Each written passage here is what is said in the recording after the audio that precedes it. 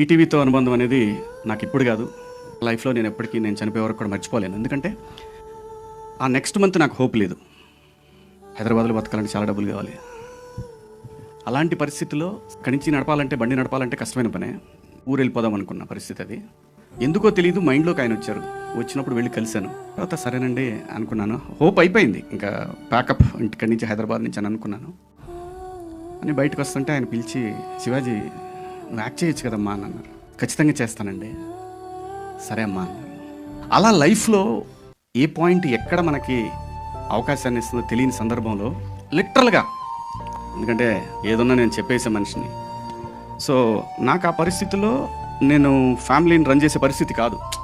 ఊళ్ళో ప్రాపర్టీలు ఉన్నాయి, కానీ ఆ పరిస్థితి కాని సందర్భంలో నాకు ఈటీవీ బాపినీడి గారు, ఆ సంస్థ నాకు అవకాశం ఇచ్చి మళ్ళీ ఈరోజు మీ అందరి ముందు నిలబడటానికి కారణమైంది.